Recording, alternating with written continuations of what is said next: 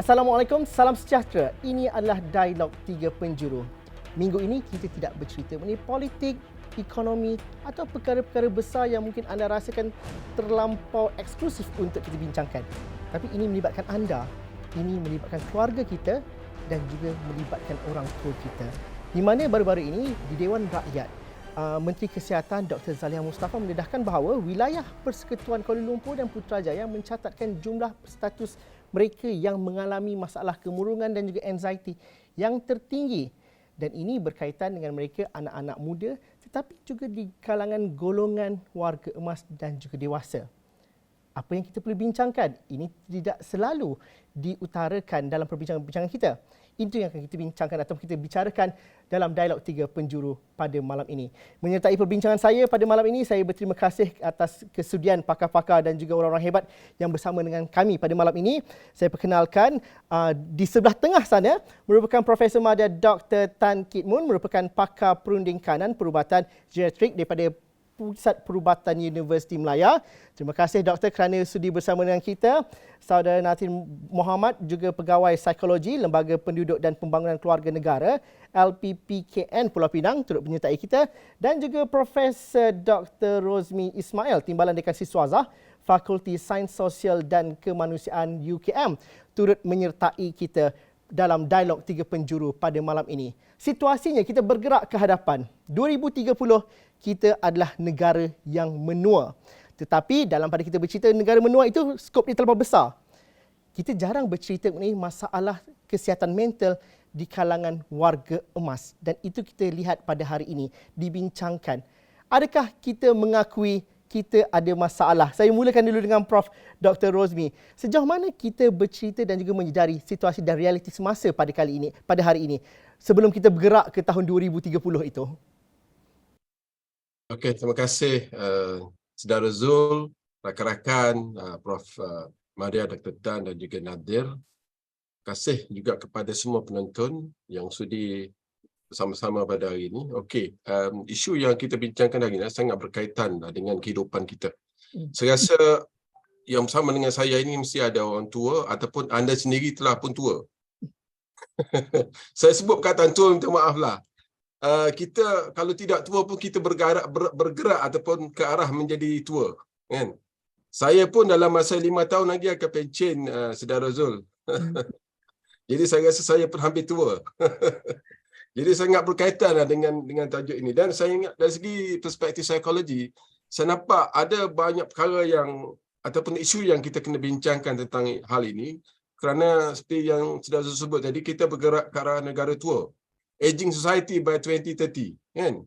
Okey, sekarang ini kalau kita lihat statistik overall lah 2020 di Malaysia, kita ada lebih kurang 7% ataupun 7% daripada jumlah populasi 32 juta adalah orang berumur 65 tahun ke atas. Maknanya kalau 7% daripada 32 juta tu agak-agaknya lebih kurang hampir-hampir 6-7 juta jugalah lebih kurang. Kalau tidak kurang pun lebih kurang macam itulah. So maknanya ramai sebenarnya yang berada dalam kategori tersebut. Jadi oleh kerana itu saya rasa isu ini sangat penting untuk kita bincangkan. Pertama sekali ada beberapa perkara yang berkaitan dengan warga tua ataupun penuaan ini. Yang pertama sekali adalah isu dari segi financial ataupun keuangan, ekonomi. Kan mula-mulanya dia boleh dikatakan sebagai agak senang ataupun ada duit lah, kan? Tapi bila pencen tiba-tiba jadi miskin.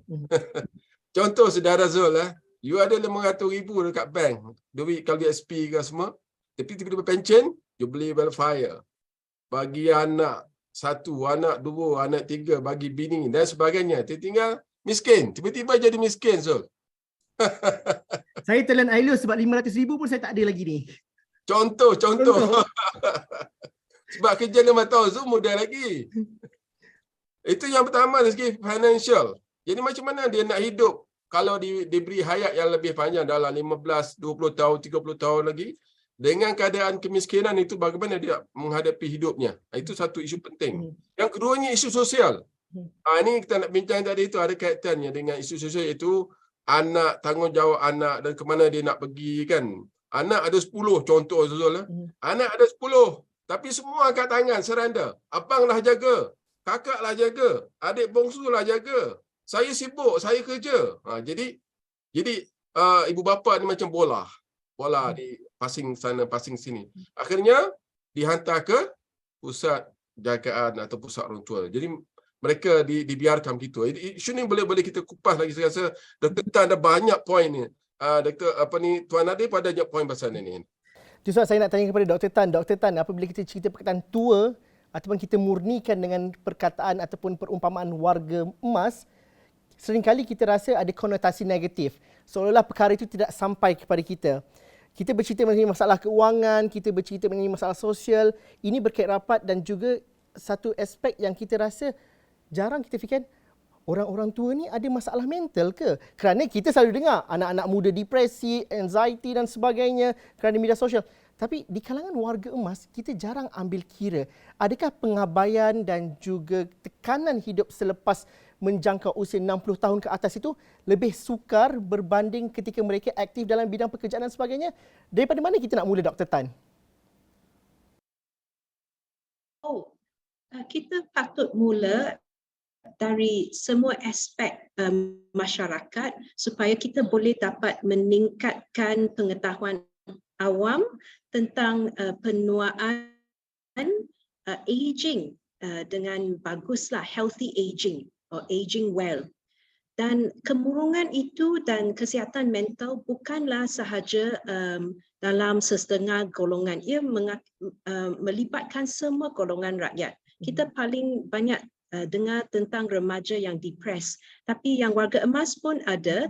Dan kalau tidak salah saya, dalam satu studi pengajian yang dibuat di Malaysia, lebih kurang 20% warga emas mungkin menghadapi kemurungan dengan tahap yang berlainan lah, gejala yang ringan sehingga gejala yang berat. Jadi kalau kita meningkatkan kesedaran awam tentang perkara kesihatan mental dan kemurungan ini, ia adalah sesuatu yang bukan kesalahan seorang saja. Satu orang dapat kemurungan, ia adalah kesalahan dia dapat kemurungan. Ia adalah berpunca dari banyak-banyak faktor. Terutamanya kalau warga emas ada banyak penyakit kronik seperti sakit jantung, stroke, Parkinson, demensia, arthritis, buah pinggang, masalah buah pinggang, kencing manis, itu semua warga emas yang ada banyak masalah kesihatan lebih high risiko untuk dapat depression.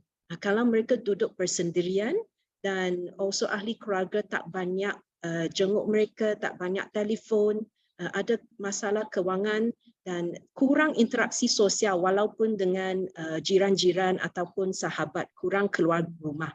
Kalau mereka tidak berkeupayaan fizikal juga, susah jalan, susah keluar rumah, tak boleh beli barang keperluan sendiri harian, dependent on others, orang lain kena bantu mereka. Dan kalau ahli keluarga tidak tahu tentang perkara ini, warga emas tak mahu anak-anak mereka. So, dan kemurungan boleh terjadilah. So, banyak faktor-faktor. Ada juga warga emas yang ada masalah kesihatan seperti selalu jatuh, rasa tak seimbang, poor balance, dan masalah mengawal kencing, dan juga masalah daya ingatan. Semua masalah-masalah fizikal ini juga boleh meningkatkan risiko untuk kemurungan. Jadi kalau kita meningkatkan kesedaran awam bahawa bukan semua warga emas patut ada masalah macam ini. Ada juga warga emas yang mereka usia meningkat masih sangat sihat. Masih bekerja di pasar lah, di kedai, di ladang, bidang profesional, lagi dalam bidang politik pun ada, kita pun kenal. So kita patutlah tingkatkan kesedaran awam. Peningkatan usia bukan sama equal to getting old and disabled. Masih boleh buat banyak perkara. Doktor, apa kesilapan yang sering kita lakukan? Ada yang mengatakan bahawa bila usia persaraan itu seolah masa untuk relax dan juga rehat. tapi jangka hayat di Malaysia juga bertambah baik dari tahun ke tahun walaupun kita berdepan dengan masalah penyakit tidak berjangkit contohnya. Apa kesilapan salah tanggap persepsi yang kita rasa warga emas tak ada masalah? Kerana bila doktor katakan tadi, warga emas yang mengalami ataupun hilang upaya ataupun mempunyai banyak penyakit akan lebih cenderung untuk mendapat kemurungan. Tapi kalau saya secara peribadi mungkin saya rasa macam kemurungan itu tidak ada kerana mungkin kita oh dia penat pergi buat rawatan ataupun kita take for granted perkara-perkara itu. Di mana kesilapan kita sebenarnya yang sering kita lakukan? Kalau kata kesilapan masa bersara, memang kita boleh cadangkan warga emas yang sudah bersara relax, tapi relax sikit. Tapi mereka kenalah buat perancangan sebab kalau relax setiap hari, lama-lama jadi sangat bosan dan boring, less meaningful what they do every day. Ya. So kenalah rancang, teruskan aktiviti harian secara fizikal, ada senaman, kalau boleh, kalau bantu keluarga, run errands, pergi membeli bela, bantu anak menjaga cucu, misalannya, dan juga mempunyai perancangan untuk aktiviti mental, untuk kecerdasan minda, bukan sahaja kecerdasan fizikal. So kalau boleh terus mengamalkan gaya hidup yang sihat, meaningful activity, it could be activity yang mereka enjoy, patutlah enjoy atau yang mereka boleh menikmati. Ada juga yang suka menyanyi, main muzik, senaman, aktiviti fizikal, macam tai chi, yoga, atau apa-apa yang mereka boleh jalankan. Hobi-hobi like gardening, menanam, cucuk tanam, and semua itulah. So kena aktif, jangan relax saja. Sebab kita harap kalau bersara umur 60, average life expectancy sudah 76 hingga 79 umur tahun di antara warga emas yang perempuan dan lelaki. So makin meningkat setiap tahun.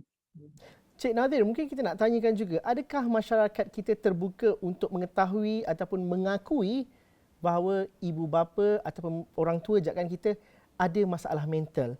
Pelik kalau saya rasa bukanlah satu perkara yang menjadi satu norma untuk kita bawa mak ayah kita berjumpa dengan pakar psikiatri. Pakar psikiatri itu pun sudah cukup menakutkan bagi masyarakat kita. Apatah lagi membawa ibu bapa kita.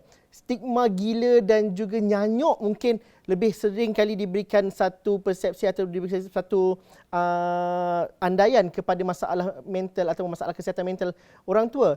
Di mana kita pada hari ini? Adakah kita cukup terbuka? Apa kes yang selalu ditemui oleh Cik Nadir contohnya? Cik Zulfitri, Prof. Dr. Rosmi, Prof. Ahmadiyah Dr. Tan dan juga para penonton sekalian. Hari ini kalau kita melihat kepada situasi kependudukan ataupun rakyat di Malaysia sekarang ini, ada satu survey yang telah dijalankan oleh Lembaga Penduduk dan Pembangunan Keluarga Negara pada tahun 2019 berkaitan dengan sambutan Hari Ibu Bapa. Yang ini adalah satu kempen sebenarnya daripada Lembaga Penduduk dan Pembangunan Keluarga Negara untuk melihat sejauh mana anak-anak menyambut sambutan Hari Ibu Bapa ni. Kalau kita tengok sambutan Hari Ibu pada bulan Mei, lebih daripada 60% anak melibatkan diri untuk menyambut Hari Ibu. Manakala pada Hari Bapa pada bulan Jun lebih sedikit, iaitu lebih kurang 50% daripada kita punya survey. Jadi maksudnya daripada segi kesedaran itu menunjukkan berada dalam kesedaran yang tinggilah bila mana 50% daripada responden mengambil berat berkaitan dengan keibuapaan dan juga menyambut Hari Ibu Bapa bersama dengan keluarga. Jadi saya kira daripada kes-kes yang saya kendalikan juga di pusat keluarga APPKN ini juga ada kes-kes yang dibawa oleh anak-anak yang mungkin saya boleh sebut di sini, Cik Zulfitri, anak-anak yang ada pengetahuan berkaitan dengan kesihatan mental dan juga mungkin ada kesedaran serta ada taraf pendidikan yang lebih tinggi.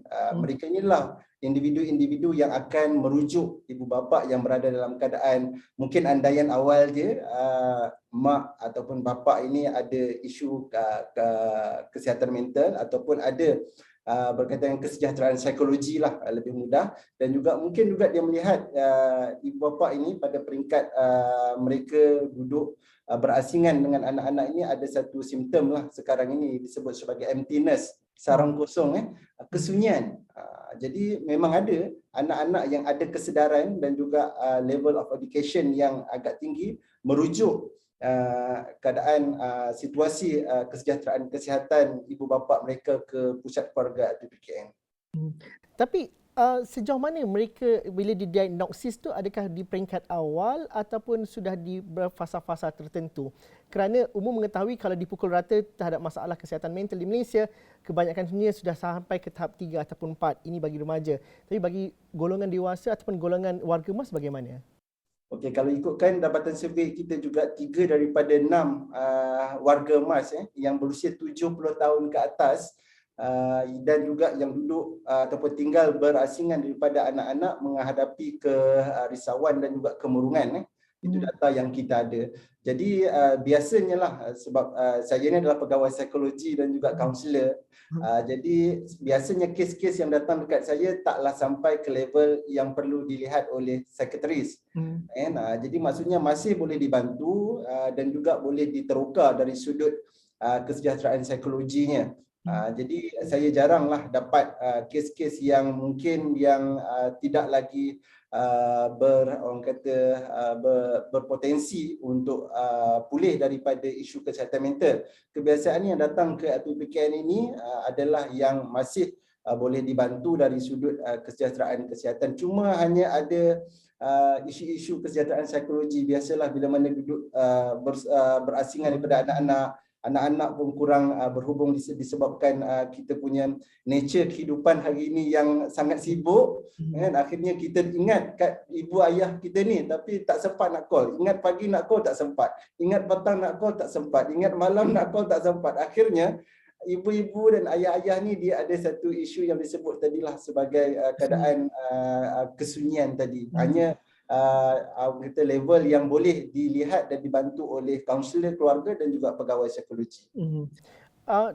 Prof. Dr. Rosmi, kalau saya berkongsi dengan pengalaman saya tinggal bersama dengan ayah saya berusia 76 tahun hari ini. Alhamdulillah sihat. Cuma apabila ada satu yang saya lakukan ialah saya memastikan bahawa ayah saya ada aktiviti dan juga rutin harian, mampu pergi kedai sendiri walaupun jalan kaki ataupun ada aktiviti-aktiviti yang supaya dia tidak sunyi. Kita membiarkan dalam tempoh yang lama di rumah. Tapi persepsi masyarakat tidak semudah itu. Mereka bagikan kata, kesian pak cik tu jalan sorang-sorang, kesian pak cik tu kena beli barang. Jadi daripada sudut budaya dan juga persepsi masyarakat kita, masih lagi ada konotasi negatif apabila warga emas dibiarkan untuk melakukan aktiviti sendiri walaupun mereka ada kesihatan. Bagaimana kita nak mengubah perkara itu? Bagaimana kita nak ada sedikit pengetahuan ataupun sedikit perubahan masyarakat? Kerana kadang-kadang apabila bapa saya contohnya bila dia bercampur dengan orang ramai dan sebagainya, itu satu keseronokan bagi dia dapat berbual dan juga ada aktiviti dan juga masyarakat juga lebih menghargai dalam sudut-sudut yang lain. Tapi itu tak mudah untuk bridge menempuh tembok bahawa kesian orang tua tu kena buat begini, kesian. Tapi kadang-kadang kita tak nak menolong. Dr. Prof, bagaimana kita nak mengubah persepsi dan juga cara mentaliti masyarakat tu? Okey, terima kasih Zul. Saya respect lah Zul. Seorang lelaki yang begitu tanggungjawab lah menjaga bapa yang berusia 74 tahun 76. 76. Saya tak sempat menjaga orang tua saya sebab mereka meninggal sewaktu saya berada di luar negara. Jadi saya tak sempat lah. Jadi satu cabaran tu pada Zul. Okey, berkenaan dengan persepsi masyarakat ni, saya rasa kita kena banyakkan program advokasi lah. Kalau di UKM kita ada program PAWE, macam institut satu pusat aktiviti warga emas. Kita buat kajian, kita buat aktiviti, mereka boleh datang untuk bersembang, untuk berkongsi idea dan sebagainya. Jadi ini salah satu inisiatif lah dalam bentuk advokasi. Jadi kalau orang-orang muda yang tidak faham, mereka juga boleh kita buat satu program mengunjungi rumah-rumah warga emas. Banyak kan? Macam saya wajibkan pelajar saya yang mengambil kursus-kursus tertentu, dia ada option untuk memilih pusat misalnya jagaan anak yatim, pusat jagaan orang tua dan sebagainya. Jadi mereka boleh pilih ini sebagai satu option untuk melihat apa sebenarnya terjadi apabila kita menjadi orang tua dan juga apa yang perlu kita lakukan sekiranya kita ada warga emas ataupun orang tua kita di rumah kita. Jadi saya rasa benda advokasi ini perlu dibuat secara lebih meluaslah Saudara Zul, dan juga media perlu di updatekan dengan isu-isu begini. Dan saya penting sekarang ni adalah kita nak bina masyarakat sekedaran bahawa bila seseorang itu mencapai umur 65 tahun, dia lebih sensitif, Zul. Dia lebih sensitif, sangat-sangat sensitif. Dan satu lagi perkara, dia tidak akan meminta-minta. Ibu bapa kita ni, kalau dia tak ada duit, dia tak ada makanan, dia tak akan minta. Jadi anak-anak lah perlu mengambil berat tentang hal ewak orang tua ni. Yang satu lagi adalah isu bila mencapai umur 65 tahun, macam Dr. Tan sebut tadi, macam-macam penyakit datang. Betul tak? Dia panggil tiga serangkai, ataupun penyakit-penyakit kronik lah. Datanglah macam kencing manis. Orang Kelantan panggil kecemasan. Sebab kecemasan ni kena masuk kecemasan. Terus masuk kecemasan. Kemudian ada darah tinggi, kemudian ada macam-macam penyakit jantung dan sebagainya. Jadi semua ni akan menimbulkan satu keadaan stres. Kenapa aku dulu aku boleh berlari? Kenapa aku dulu aku boleh berjalan laju? Sekarang ni aku tak boleh naik basikal. Jadi dia akan datang stres secara tiba-tiba. Bila stres tu kemudian dia rasa macam rendah diri, rasa murung, akhirnya dia menjadi penyakit. Satu penyakit tu tadi yang dikatakan oleh Nadir tadi, penyakit tu menjadi satu isu yang penting yang perlu dirungkaikan berkenaan dengan kesihatan mental tadi. Jadi di sinilah titik tolak yang perlu kita ambil kira. Maknanya daripada penyakit sebenarnya, dan juga dibiarkan bersendirian begitu, akhirnya akan mencetuskan isu-isu kesihatan mental. Berbeza dengan kalau saya yakin orang tua tu tak mengalami isu kesihatan mental sebab dia dijaga oleh seorang anak. So kita fokus kepada orang-orang tua yang tidak dijaga, dibiarkan. Kadang-kadang saya sendiri pun, so kalau saya dah ada satu konsep dalam diri saya, kalau saya tua nanti, saya tak akan duduk di rumah anak saya. Saya punya prinsip gitu. Saya akan berada di rumah saya sendiri. Kalau dia care pada kita, dia kena datang kepada kita. Betul tak? Jadi kalau kita ada konsep gitu, kita tak nak menyusahkan anak, so maknanya anak-anak kena faham bahawa orang tua kita ni walaupun mereka kata mereka boleh hidup sendirian, tapi sebenarnya mereka amat memerlukan bantuan, khususnya psikososial itu, elemen psikososial tu, sokongan sosial itu, kontak dia. Kita mungkin tak perlukan duit banyak, tetapi kita perlukan kasih sayang daripada anak, kan? Itu paling penting. Tapi Dr. Tan, saya ingin melihat kepada bagaimana ini kita bincangkan dan bukan sekadar keperluan masyarakat dan juga keluarga yang boleh dilakukan sendiri, tapi dalam peringkat kerajaan apabila kita merangka pelan dan juga dasar yang lebih komprehensif mengenai aging population dan juga masyarakat menua. Ianya perlu didukung dengan satu skim kebajikan yang menyeluruh dan juga daripada segi sokongan sistem facilities dan juga infrastruktur. Apa keperluan paling asas sebenarnya untuk kita bercerita pasal keperluan warga emas ni?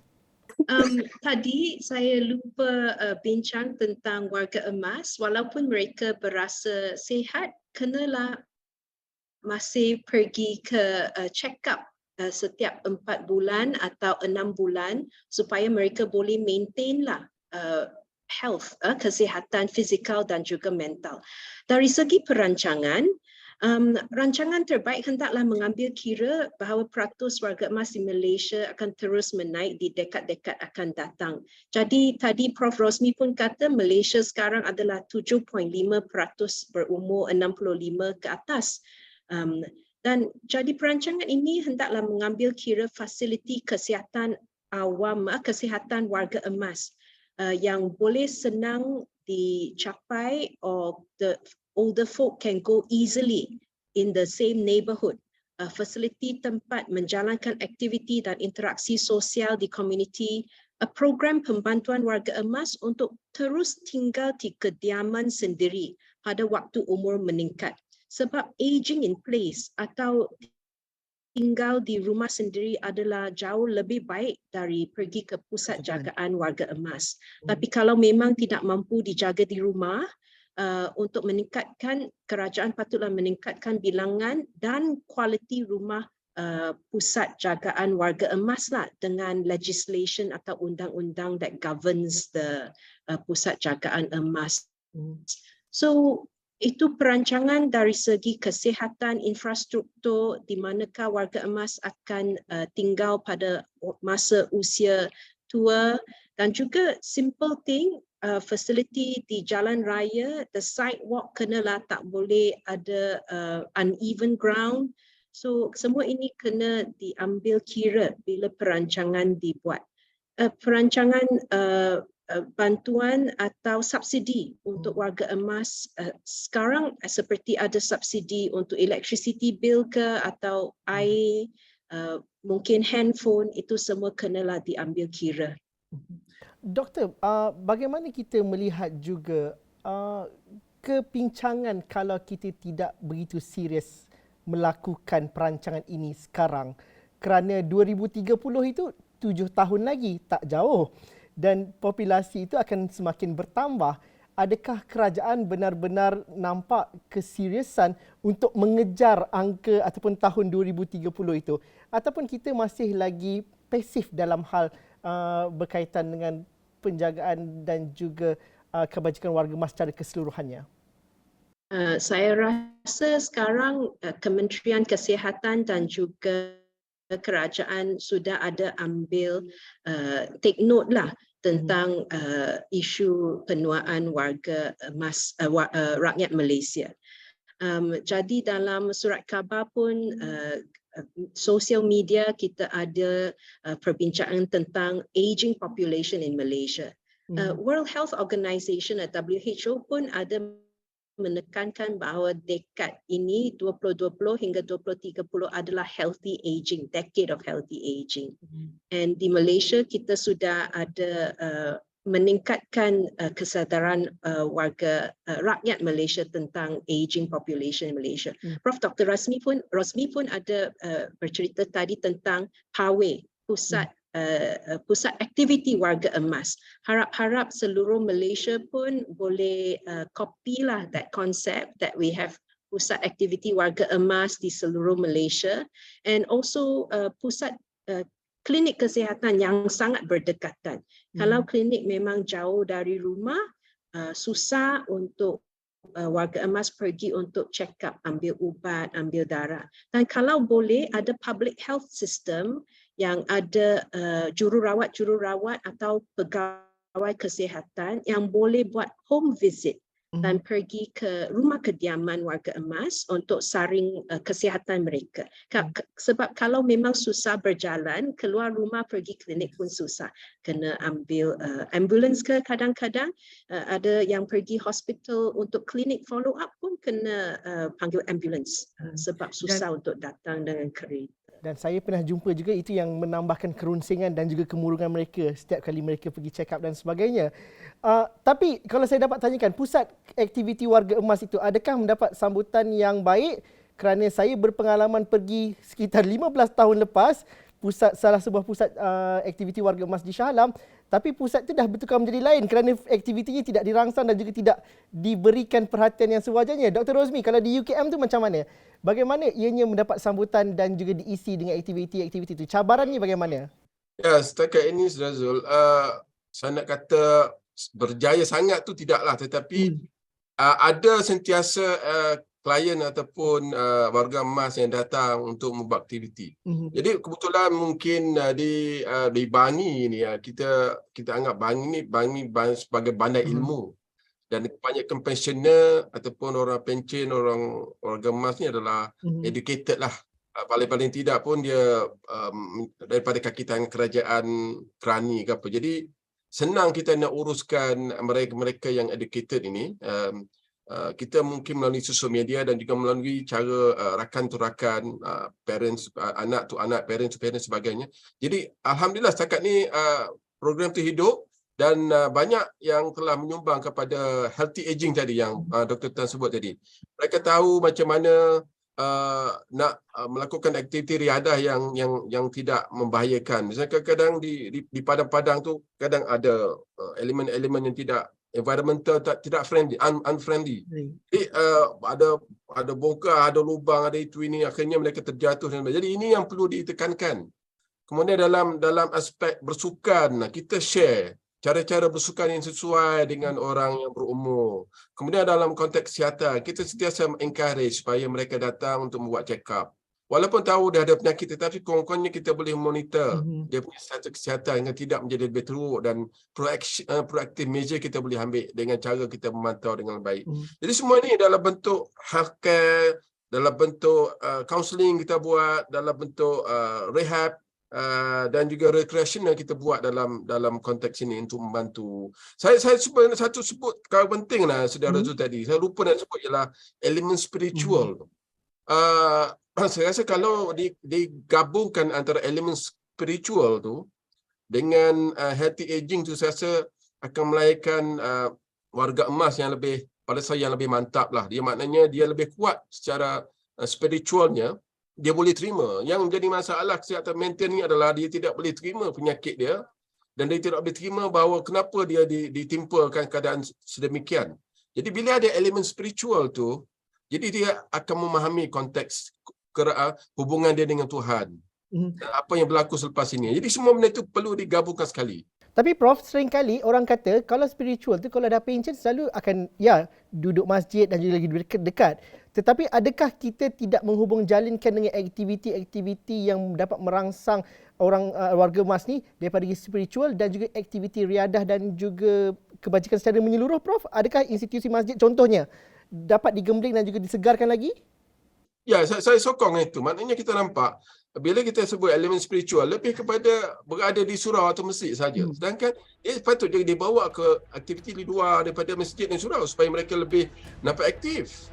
Saya sokong itu. Jadi kalau boleh kita gemblingkan institusi masjid dan surau ataupun mana-mana institusi gereja ke apa ke dengan aktiviti power itu, supaya mereka tu lebih bukan sahaja sihat tetapi mentally sihat dalam konteks hubungan dengan Tuhan.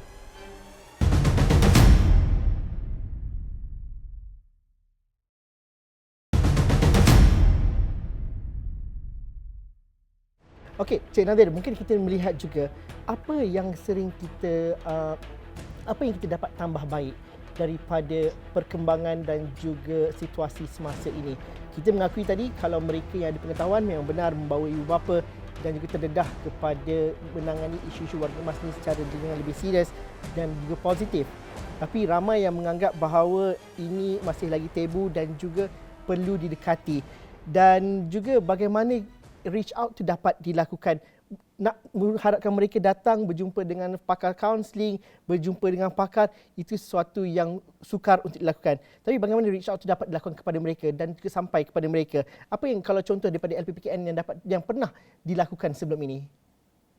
Zul, saya tengok macam ni lah kan. Sekarang ni warga emas yang masih ataupun yang melibatkan aktiviti secara aktif ini di pawai ataupun di pusat ibadah, masjid dan sebagainya adalah warga emas yang ada keupayaan untuk bergerak sendiri, mengurus diri sendiri dan juga mungkin ada kenderaan untuk bergerak kan. Dan ada lagi satu side lagi adalah warga emas yang mungkin terlantar dan perlukan kepada satu rawatan khusus dan juga penjagaan khusus. Jadi biasanya treatment ataupun servis yang dilaksanakan di LPPKN ini kita bagi kepada individu yang boleh datang ke pusat keluarga kita ini ataupun ke pusat-pusat komuniti LPPKN bersama dengan tim-tim yang akan turun berprogram di sana. Saya ingat kita ada ramai orang muda sebelum kita menjelang 2030 ni, sebelum warga emas mencapai 15% daripada penduduk Malaysia, kita masih ada orang muda yang ada tenaga, yang ada kudrat dan juga mereka ini boleh digembelingkan. bersama dengan aktiviti-aktiviti bersama dengan warga emas. Satu, untuk kesedaran mereka dan juga untuk mengingatkan mereka sendiri, orang muda ni, bahawa satu hari nanti mereka juga akan menjadi orang tua, dan juga mengingatkan bahawa mereka ini mempunyai ibu dan ayah di kampung sana. Jadi mungkin pelajar-pelajar universiti yang sedang bercuti boleh melaksanakan aktiviti-aktiviti berbentuk sukarelawan. Ataupun mungkin juga di universiti, Prof. Dr. Rosmi ada di sana, mungkin di fakultinya di Universiti Kebangsaan Malaysia boleh menjadikan ada satu subjek kesukarelawanan yang membawa pelajar-pelajar ini pergi ataupun bersama-sama di komuniti dan memberi servis kepada warga emas. Sehingga ini adalah satu kaedah yang boleh menjayakan kempen dan juga kesedaran bahawa warga emas ini tidak boleh dikesampingkan. Tapi Cik Nadir, saya nak mungkin ubah sedikit. Apabila kita cerita pasal warga emas, ini warga emas yang dulu ada kerjaya, yang mempunyai pendapatan. Ada kadang-kadang yang saya jumpa ramai yang hebat-hebat. Kita tidak boleh kelompokkan mereka ini adalah warga emas yang mungkin pasif. Bagaimana kita dapat mengembling tenaga, kehebatan dan juga kepakaran mereka? Kerana kadang-kadang apabila kita cerita pada penjagaan warga emas ni, seolah-olah mereka ini dalam satu kelompok yang perlu dibantu sahaja. Walhal dalam kapasiti negara, mereka juga perlu dibantu. Macam tadi Dr. Tan kata, ahli politik pun masih lagi ramai dalam kelompok keluarga emas. Jadi dalam komuniti masyarakat kita, bagaimana kita mengguna pakai ataupun menghargai dan juga meletakkan kehebatan yang mereka ada, kepakaran yang mereka ada pada komuniti dan kelompok yang sewajarnya. Adakah sukar untuk dilakukan itu? Okey, saya setuju dengan Zul.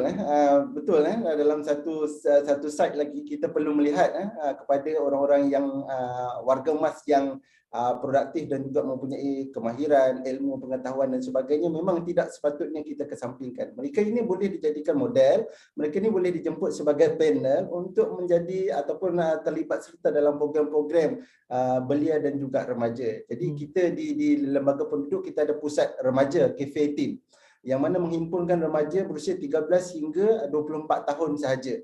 Dan kebanyakan sumber maklumat dan juga servis adalah diberi daripada individu-individu yang mempunyai kepakaran dalam ilmu, kemahiran dan juga mungkin dari segi teknologi dan sebagainya. Pengalaman-pengalaman mereka ini telah kita gabung jalinkan supaya pada sisi yang lain, anak-anak remaja ataupun belia ini juga boleh mempelajari dan juga mengguna pakai keberuntungan yang ada kepada warga emas yang masih produktif, bertenaga dan juga mempunyai IQ yang tinggi, supaya setidak-tidaknya kita tidak membazirkan sumber manusia yang masih berkualiti tinggi.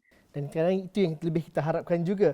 Saya ingin melihat kepada apa yang dapat dilakukan dalam aspek perundangan. Kadang-kadang kita memandang serius perkara ini sekiranya ada akta dan juga rang undang-undang yang lebih khusus. Dan saya ingin memetik apa yang dikatakan oleh Timbalan Menteri Pembangunan Wanita dan Keluarga YB Aiman Atira Sabu pada persidangan Dewan Rakyat hari Rabu semalam, mengatakan bahawa rang undang-undang warga emas dijangka dibentangkan di Parlimen tahun depan, di mana kementerian akan meneliti kesesuaian undang-undang itu ke atas individu yang tidak bertanggungjawab terhadap ibu bapa mereka. Ini memastikan kesedaran masyarakat umum mengenai kepentingan menjaga warga emas juga akan meningkat. Mungkin saya nak dapatkan komen daripada Dr. Tan terlebih dahulu. Kita perkenalkan rang undang-undang, tapi mungkin kita melihat kepada itu bentuk hukuman. Tetapi sebelum kita bergerak kepada bentuk hukuman, apa yang kita harapkan daripada pembentukan rang undang-undang warga emas ini, Dr. Tan? Pembentukan rang undang-undang seperti ini adalah untuk protect protect hak warga emas supaya mereka boleh aging with dignity and safe bila usia sudah meningkat. So undang-undang ini kenalah is formulated with fairness, dengan keadilan, supaya anak-anak yang muda pun tidak takut yang undang-undang ini hanya akan menghukum mereka kalau mereka seen as negligent atau pengabaian ibu bapa. So kalau rang undang-undang ini memang akan dijalankan, ia adalah satu perkara yang baik. Saya harap ia akan dibuat dengan baiklah, dan pakar-pakar yang turut untuk membuat rang undang-undang ini adalah yang berkepakaran yang betul and bagus untuk make these rules and legislation. So talking about pengabaian warga emas, I mean sometimes kadang-kadang pengabaian ini adalah tidak sengaja sebab anak-anak dan juga ahli keluarga tidak tahu apakah keperluan warga emas. Tadi kita ada bincang tentang masalah tentang warga emas seperti jatuh-jatuh, rasa tak seimbang dan masalah kawal kencing umpamanya. Jika warga emas mula-mula sudah ada simptom-simptom gejala ini, patutlah cepat-cepat tengok doktor. Sebab kalau berterusan tak tengok doktor pada masa awal, masalah ini akan jadi lebih teruk. Saya bagi contoh untuk warga emas yang selalu jatuh-jatuh rasa tak seimbang. Satu puncanya mungkin ubat-ubatan pada masa sekarang mungkin umur warga emas adalah 75 misalnya. Dia makan 3 jenis ubat darah tinggi. Pada umur 75 mungkin ubat-ubatan itu sudah terlalu kuat atau too heavy. The medication is too heavy for this person umur 75 berbanding dengan bila dia mula makan ubat-ubatan ini pada umur 60. Pada masa itu keperluan badannya adalah lebih tinggi. Kena ada 3 jenis ubat untuk kawal darah tinggi. So bila mereka jumpa doktor, tekanan darah nampak cantik, makan 3 jenis ubat. Tapi di rumah tekanan darah dia mungkin lebih rendah. Jadi buat dia pening-pening dan senang jatuh. Sebab bila di klinik kita ada white coat hypertension, dia sikit cemas, pergi klinik, rushing, dan duduk saja blood pressure kena ambil. Dan bila ambil blood pressure tentulah sikit tinggi. So doktor rasa ini very good control. Tapi di rumah adalah sangat rendah dan pening-pening dan jatuh. Sama dengan kencing manis. Kita tak tengok saja HbA1c. Itu adalah ujian darah tanda kawalan kencing manis untuk 3 bulan yang lepas. Kalau HbA1c terlalu cantik untuk warga emas, mungkin di rumah mereka ada insiden itu hypoglycemia, rendah gula, rendah darah gula rendah sebab ubat terlalu kuat dan tak cukup makan. Pada satu hari, bukan tiap-tiap hari tak cukup makan, mungkin hari itu selera kurang, makan kurang sikit, jadi tekanan gula darah hari itu rendah, dia pun jatuh atau pening-pening, rasa tak sihat. So kita kena pegalah keperluan physical, medical, fisiologi warga emas adalah tidak sama dengan umur yang lebih muda. Warga emas pun kita ada kategori. Kalau umur 65 hingga 79 kita boleh kira younger old. Dalam bahasa Inggeris younger old. Umur 80 hingga 89 kita kata older old. Dan umur 90 dan ke atas kita kira oldest old.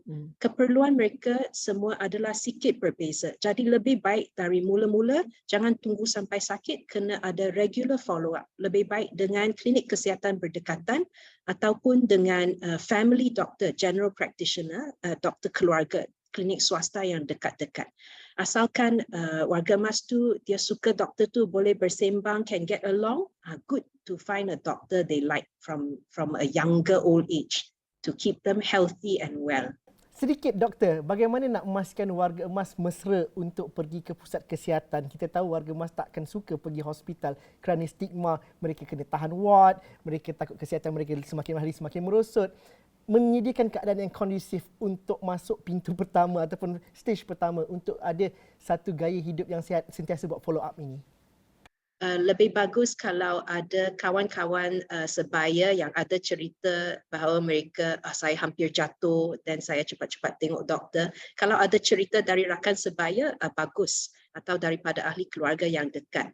Kalau dalam holistically a whole country, kerajaan pun boleh ada kempen-kempen dalam surat khabar, televisyen, radio, juga kempen saringan kesihatan. Jadikan itu keadaan yang meriah, jemput orang datang, adalah aktiviti-aktiviti lain selain daripada saringan kesihatan, dan yang dijalankan di tempat yang dekat, mungkin di masjid, di kuil, di gereja, ataupun di shopping center yang berdekatan, balai raya community center. So semua warga emas kenalah digalakkan penuaan bukanlah satu perkara yang buruk. Semua orang akan meningkat umur, dan kalau mereka dapat masalah yang baru seperti pening-pening jatuh-jatuh, itu bukan natural part of aging. Sebab ada yang tak ada jatuh-jatuh pening-pening. Kalau ada gejala baru, cepat-cepat tengok doktor. Jangan tunggu, jangan takut. Lebih awal ia dirawat, outcome dia lebih bagus. Ya, and mungkin akan memanjangkan hayat dengan kualiti hidup yang baik. Sebab kalau jatuh kita patah tulang peha, fractured hip, itu akan menjadikan seseorang itu tak boleh jalan, mortality lebih tinggi, dan also lebih risiko masuk nursing home atau pusat jagaan warga emas. So kenalah jaga semua ini dari waktu younger old, bukan tunggu sampai sangat teruk bagi baru take care at that time. Saya ada lebih kurang 8 ke 9 minit berbaki masa, tetapi saya ingin ajukan soalan kepada Profesor Dr. Rosmi. Kalau diberikan KPI untuk kita bukan sahaja, hari ini kita bercerita pasal warga emas, bukan sahaja menguruskan mereka, tapi kita juga akan tua dan juga kita perlu ada perancangan yang menyeluruh. Apa KPI yang kita perlu letakkan dan juga apa 3 kualiti untuk menghadapi warga ataupun kehidupan warga emas yang kondusif? Apa box yang kita perlu tick yang bahawa ini adalah keadaan yang baik, ini keadaan yang perlu ditambah baik sebenarnya, Prof? Apa yang sebenarnya kualiti yang perlu ada, basic dan juga asas untuk setiap warga emas? Okey, terima kasih. Saya rasa soalan ini penting untuk kita share. Pertama sekali saya nak sentuh tentang undang-undang tadi, iaitu kalau kita dengar tadi ada inisiatif daripada kerajaan untuk satu barang undang-undang tentang penjagaan ibu bapa kan. Mungkin berkait dengan soalan tadi, Saudara Zul. Itu kalau masa kita kecil dulu ataupun peringkat kanak-kanak sudah ada undang-undang. Itu ibu bapa yang mengabaikan anak-anak boleh dikenakan undang, betul tak? Membiarkan anak ataupun anak-anak tu terjebak dalam perkara yang tidak elok dan ibu bapa boleh di-charge, betul tak? Jadi saya rasa inisiatif yang baru ni juga samalah sebenarnya. Ibu bapa ni bila satu masa dia akan menjadi kembali kepada kanak-kanak. Kita kena ingat kan? Kita ni is a cycle, betul tak? Cycle. Kita dulu kita kencing merata-rata, betul tak? Satu masa nanti kita akan kencing merata-rata juga. Betul tak, Saudara Zul? Jadi kehidupan satu cycle. Jadi betul saya ingat sokong sangat bila ada satu undang-undang baru. Itu sama dengan kalau kita boleh jaga anak-anak kita kecil, kenapa tidak anak-anak kita jaga kita balik bila kita kembali menjadi seperti kanak-kanak. Kan? Itu satu benda yang baguslah. Kemudian menjawab balik kepada soalan tadi, 3 perkara penting, Saudara Zul, yang perlu ada. Satu, secara financial mesti kena kuat. Mesti kena kukuh. Jangan bergantung dengan anak-anak. Itu prinsip saya tanam. Daripada sekarang saya dah tanam prinsip saya tak nak bergantung dengan anak-anak aku. Kalau dia bagi, okey. Kalau dia tak bagi, saya ada. Jadi jangan boros. Kebanyakan kita ni bila dah hari akhir bekerja pencen tu, dia tahu dia dapat banyak duit kan. Golden handshake apa lagi, Saudara Zul. Dapat duit KWSP lagi, mungkin sampai ratus-ratus ribu. Tapi itu reward, Doktor, Prof. Ganjaran untuk warga emas. Itulah. Jadi bila dia rasa dia kaya, macam-macam dia buat, dia tak sedar diri. Akhirnya tak sampai setahun dia jadi kembali miskin. Itu satu perkara yang kena ingat. Yang pertama. Yang keduanya, dari segi kesihatan. Itu paling penting. Jaga kesihatan daripada sekarang, jangan tunggu orang kata alami keadaan yang membahayakan. Bila gula dah naik, BP dah naik, baru nak kesihatan. Masa kita normal ni kita kena jaga. Jadi sekarang, Saudara Nadir, Dr. Tan sendiri, Zul sendiri kena jaga pada sekarang. Saya Alhamdulillah, Saudara Zul, saya orang kata boleh kata, bukan nak bangga lah, tapi so far Alhamdulillah. Itu boleh dibanggakan sebenarnya. Okeylah. Jadi saya cuba maintain itu. Jadi saya jaga makanan. Saya jaga makan saya dan kesihatan fizikal saya jaga. Dan yang ketiga adalah penting, saya ingat elemen spiritual tadi. Baik, ini sangat-sangat bagus sebab kita makin lama, tak kira siapa, tak kira bangsa apa, tak kira agama apa, dia akan ada satu keadaan akan mencari Tuhan. Kembali kembali kepada Tuhan, mencari Tuhan, dan kita gunakan ini sebagai satu ejen untuk meningkatkan kualiti hidup melalui elemen spiritual.